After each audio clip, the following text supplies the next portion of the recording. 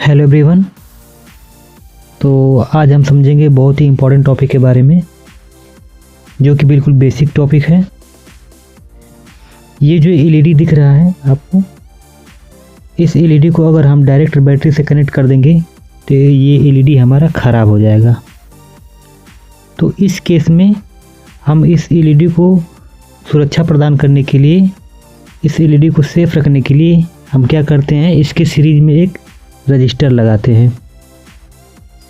उस रजिस्टर की क्या वैल्यू होगी या उस रजिस्टर को हम कितना रखते हैं, उसको मैं आपको कैलकुलेट करने बताऊंगा। तो ये हमारा आर रजिस्टर है और ये हमारी एलईडी है। ओके, तो इस रजिस्टर की क्या वैल्यू होनी चाहिए स्पेसिफिक, किस वैल्यू का रजिस्टर हम लगाएं कि ये वोल्टेज ड्रॉप कर ले, जो हमारे एलईडी को सफिशिएंट वोल्टेज और सफिशिएंट करंट मिले। तो चलिए मैं इसके बारे में आपको स्टेप टू स्टेप बताता हूँ। तो मैं फटाफट पहले सर्किट को कनेक्ट कर ले रहा हूँ, इसके बाद मैं आपको एक्सप्लेन करता हूँ।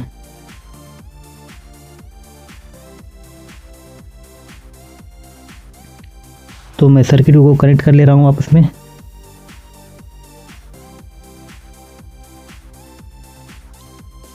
तो मैं एक रजिस्टर लूँगा, एक वोल्टेज सोर्स, ग्राउंड और एक स्विच।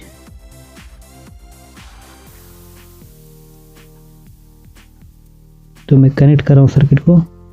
ये रजिस्टर है, रजिस्टर की क्या वैल्यू है वो मैं भी कैलकुलेट करूँगा। ये एक रैंडम रजिस्टर में लगा रहा हूँ और वोल्टेज सोर्स को मैं रख रहा हूँ 5 वोल्ट और ये स्विच में लगा रहा हूँ सीरीज में।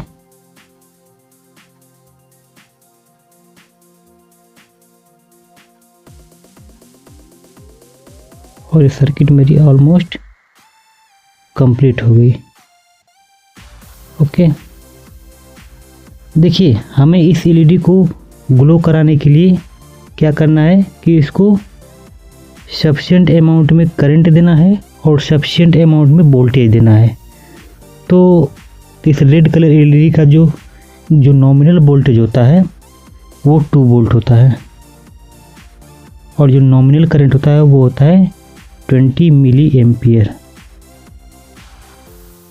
ओके, अगर इतना सफिशिएंट वोल्टेज और सफिशिएंट करंट मिल जाएगा तो ये एलईडी ग्लो करने लगेगी। तो हमारे पास क्या है, 5 वोल्ट है। अगर मैं इस 5 वोल्ट में से घटाकर 2 वोल्ट इस एलईडी को दे दूंगा तो ये एलईडी ग्लो करेगी, बट उसके साथ साथ मुझे करंट को भी मेंटेन करना है, यानी कि मुझे 20 मिली एम्पियर करंट भी इसमें से फ्लो करवाना है। तो हम क्या करेंगे, तो सबसे पहले हम लिखेंगे V supply minus V LED divide by I LED, यानी कि एलईडी का करंट। तो इसी फॉर्मूले पर हम उठा के वैल्यू देते हैं। तो सप्लाई का वोल्टेज है 5 माइनस V एलईडी का वोल्टेज है 2 वोल्ट डिवाइड बाई I कितना हमने एज्यूम किया है 20 मिली एम्पियर। तो ये जाएगा 3 डिवाइड बाई 20 मिली एम्पियर। तो ये मिली है यानी कि 10⁻³ तो यहाँ से ये कैंसिल हो जाएगा, एक 0 से 1 0, ये ऊपर जाके हो जाएगा 300 डिवाइड बाई 2। तो ये हो जाएगा 150 ओम, यानी कि इस रजिस्टर की वैल्यू है 150 ओम। तो हमें इस रजिस्टर की वैल्यू मिल गई।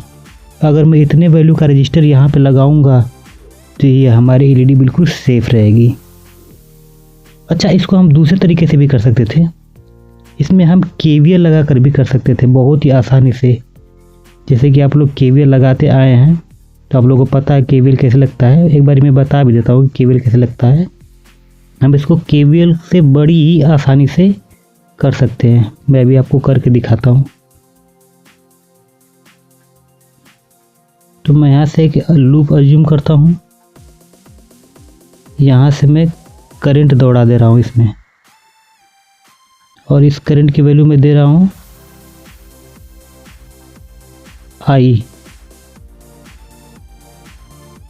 आई करंट इसमें फ्लो हो रहा है। तो मैं केवीएल लगाऊंगा, तो मैं केवीएल लिखता हूँ, तो मैं लिखता हूँ 5 माइनस आई की वैल्यू 20 मिली एम्पियर, आर मुझे फाइंड करना है, -2 इज इक्वल टू 0, तो ये हो जाएगा 20 आर को मैं इस तरफ ले रहा हूँ, इज इक्वल टू हो जाएगा 5 माइनस 2, तो ये हो जाएगा आर इज इक्वल टू हो जाएगा 3 डिवाइड बाई 20, जो कि हो जाएगा 150 ओम। तो आप ऐसे भी कर सकते हैं इसको। मैं इसको आपको प्रैक्टिकली सिमुलेट करके भी इसको मैं दिखाता हूँ कि क्या ये हमारी सर्किट बिल्कुल सही है, ये बिल्कुल प्रॉपर काम कर रही है, हमारी कैलकुलेशन सही है या नहीं। मैं आपको सिमुलेट करके एक बार दिखाता हूँ।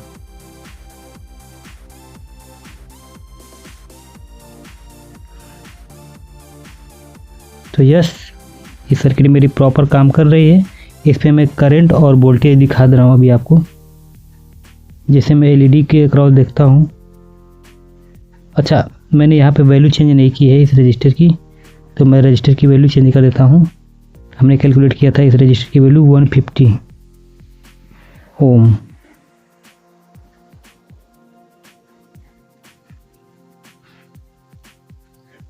अभी मैं एलईडी के अक्रॉस देखता हूँ कि इस मेरा कितना वोल्टेज आ रहा है एलईडी के अक्रॉस की, ये ग्लो हो रहा है। तो मैं इस पर क्लिक करता हूँ, तो देखिए यहाँ पे आ रहा है 2 वोल्ट, यहाँ पे आ रहा है 2 वोल्ट और 19.99 यानी कि 20 मिली एम्पियर ऑलमोस्ट। यानी कि सर्किट हमारा पूरी तरह से सही है, यानी कि जो ये हमने रजिस्टर कैलकुलेट किया है बिल्कुल सही किया है, बिल्कुल सही मेथड से किया है। तो ऐसे करके आप भी कैलकुलेट कर सकते हैं। प्रैक्टिकली आप अपने ब्रेडबोर्ड पर बना सकते हैं, या कोई नया प्रोजेक्ट या नई सर्किट आप बना सकते हैं घर पे। अगर इससे रिगार्डिंग कोई भी आपको डाउट हो या कोई भी क्वेश्चन हो या कोई भी क्वेरी हो, तो प्लीज़ मुझे आप कमेंट बॉक्स में ज़रूर बताइएगा। Thank you so much.